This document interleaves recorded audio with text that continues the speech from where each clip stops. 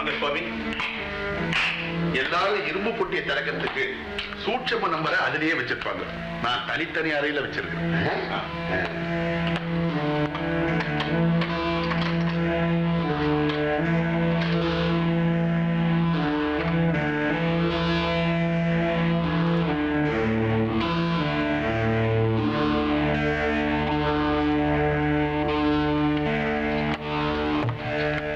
இதை பாத்தீங்களா?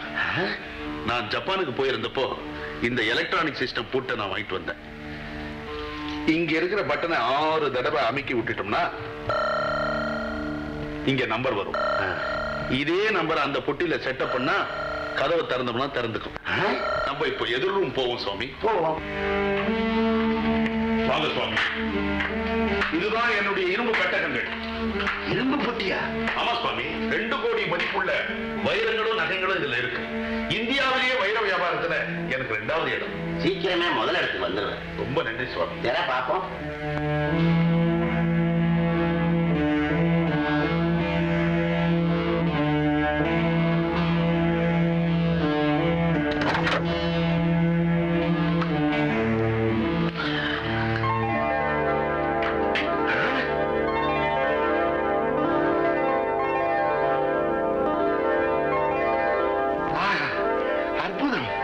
எவ்வளவு வைரங்கள், எவ்வளவு நகைகள்.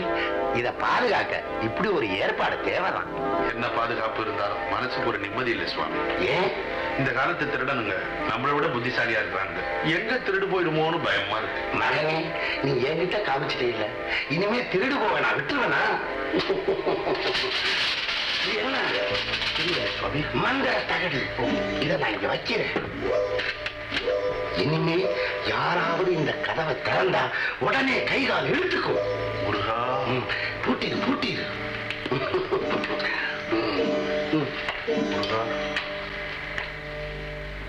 நம்பரை மாத்திடு. எல்லாத்தையும் திரிக்கிடு.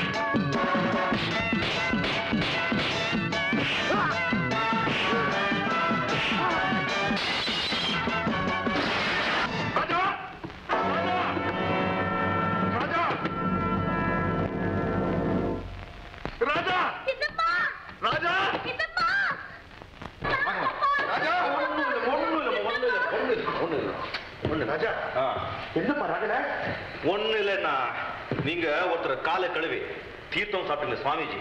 அவரு 2 சீடர்களை நம்ம வீட்டு அயல் சீட்டு என்ன இருக்கு பார்த்துட்டு நினைச்சிருந்தாங்க. அபச்சாரம் சாமியார்களை பத்தி நீ அந்த மாதிரி தப்பா பேசாதப்பா. இங்க வந்த திருடனுங்க வேற யாராவது இருக்கும். சரி, அவங்களுக்கு எப்படி நம்ம வீட்டு அயல் சேப் துறக்கிற ரகசியம் தெரியும்? அன்னைக்கு அந்த சாமியாரு தகவல் உள்ள வச்சாங்க சொன்னப்பவே எனக்கு சந்தேகம். கண்ணும் கிட்ட சொல்லலாமா? மடையா, நம்ம வீட்டுக்கு திருடனுங்க வந்தது தூங்கிட்டு இருந்த உனக்கு எப்படி தெரிஞ்சது? நான் தூங்கிட்டு இருந்தேன், ஏதோ சொத்தம் கேட்டது. முடிச்சு போய் பார்த்தா அயல் சேவை திறந்துகிட்டு இருக்காங்க. எல்லாம் மகானுடைய மகிமை. தகுடு மட்டும் அங்க இல்லைன்னா நீ நல்லா தூங்கி இருப்ப. வந்தவனுங்க வைரம் நகை எல்லாத்தையும் எடுத்துட்டு போயிருப்பானுங்க. சரிதாங்க. உங்களுக்கு ஏன் முழிப்பு வரல? எனக்கு முழிப்பு வந்து என்ன பிரயோஜனம்? வந்தவங்க 2 தட்டு தட்டி என்ன கீழே போட்டுட்டு எல்லாத்தையும் எடுத்துன்னு போயிருப்பானுங்க. மகான் தான் உன்னை முழிக்க வச்சாரு. உங்களை இந்த ஜன்மத்தில் திருத்த முடியாது. சரி, உங்க மகான் தான் என்ன முழிக்க வச்சாரு. இப்ப நான் தூங்க போறேன். Good night. Good night. முருகா, என் தம்பிக்கு நல்ல புத்திய கூடப்பா. வரப்போறாங்க. என்னப்பா திடீர்னு பொண்ணு பார்க்க வர போறாங்கன்னு சொன்னா என்ன அர்த்தம்? வேலை வந்துருச்சுன்னு அர்த்தம். மாப்பிள ராஜா மாதிரி இருப்பானா. அவங்க அண்ணன் சத்தியமூர்த்தி சொன்னான். பேரும் ராஜா. ராஜா